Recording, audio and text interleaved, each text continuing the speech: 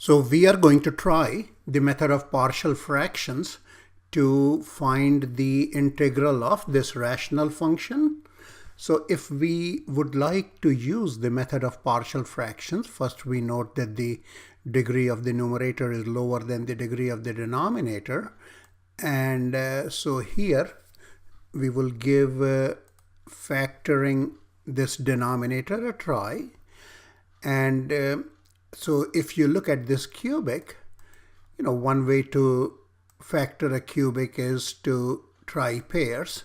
So here you can see that if we take x squared as common factor in this portion, then x minus 5 would be the other factor. And in here, factoring 4 out is going to yield the factor of x minus 5. So what we are going to do is this, that for this portion we factor x squared out. All right, so we get x minus 5. All right, and for the remaining two steps we are factoring a 4 out and we get x minus 5 again. All right, and what that produces for us is that the factors are x minus 5 and x squared plus 4. So now the quantity that we are integrating, okay, namely this rational function, can be written as right here. So we can write this as, let's keep numerator the same, and for the denominator we will write that factored form. Okay, and now how do we use the method of partial fraction? We will, and here you have to note that x squared plus 4 is irreducible with integer factors, so this is the best we could do. So now when we are writing the partial fractions, what we would do is that we shall write this as a over x minus 5, okay, that being the first factor. And for the second one, it's slightly different than our previous example, because instead of a linear function in the denominator, now we have a quadratic. So if we have a quadratic here in the denominator, we shall write a linear function in the numerator. All right.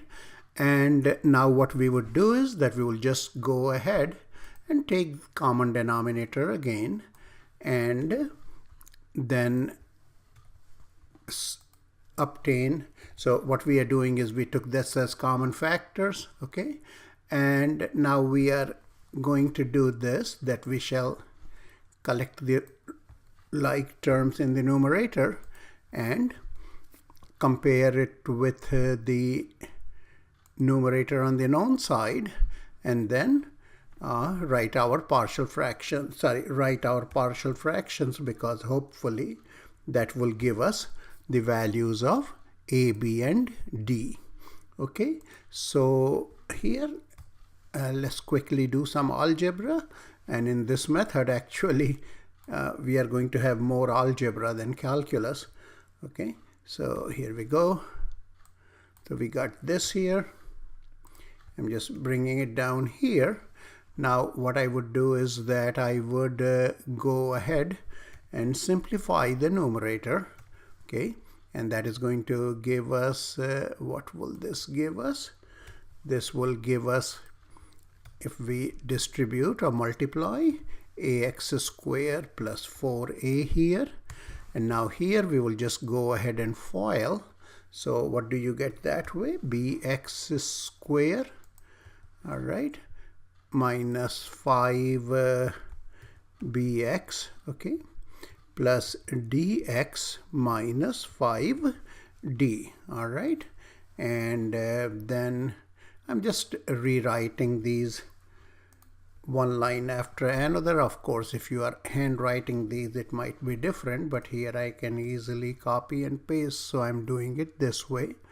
So now what I have is that I can collect the like terms together, like the terms involving like powers. So what I would do is that This is the constant, so let me bring it to the, or rather at the end, okay? And so once we do that, what we have is that we have, now we have coefficient of x square as how much? A plus b, okay? And then that of x is going to be minus 5d plus, that of x will minus 5b plus d. All right, sorry for going so slowly. Okay, all right, and then here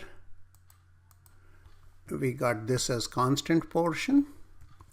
Okay, and now you can compare the two sides. So I have a plus b times x square here and 2x square here. So that makes, or that gives us this equation, that a plus b would be 2, and then here we have negative 5 plus d as how much? This is coefficient of x. Coefficient of x is 3 here, so we will write that as 3, and then we have what? We got this constant, and the constant term in there is how much? That's 22. So what we have to do now is that we have to find the values of a, b, and d, and we have 3 equations here. And so let's just go the old-fashioned way.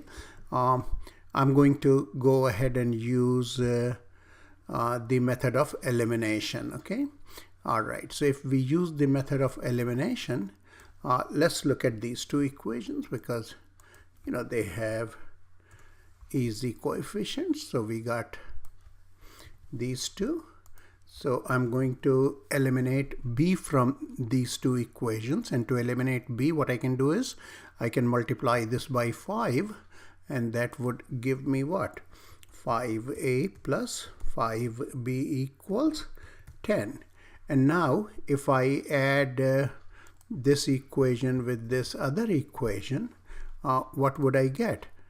5b and negative 5b will cancel each other. So we will get 5a plus d equals 13, right? Because these cancel each other if we add them together.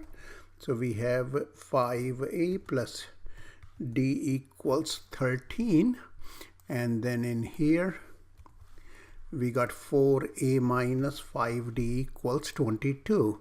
So now we can try to eliminate, say, d here.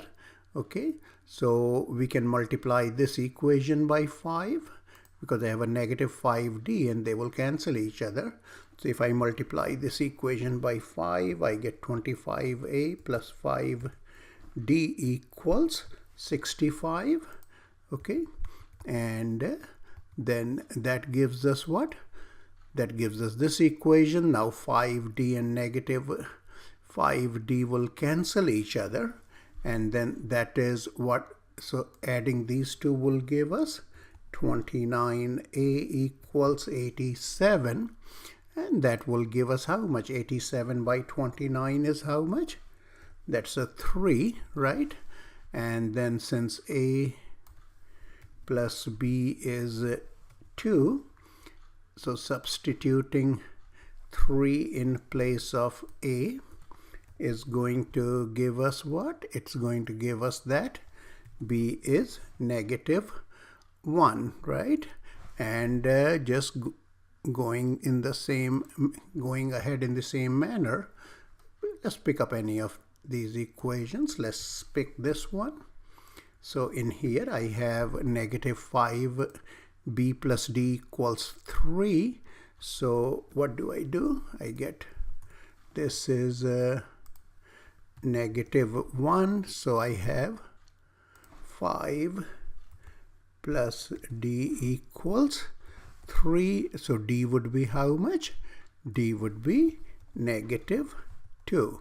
Okay, so remember what I had we assumed as our partial fractions, that this was the function to be integrated. We had, and then we assumed that it would be sum of these two fractions, and we have evaluated the values of these quantities to get what? 3 over x minus 5, and then plus, b is -1, so I'm just writing negative x here, and d is how much? -2, and that divided by x square plus 4.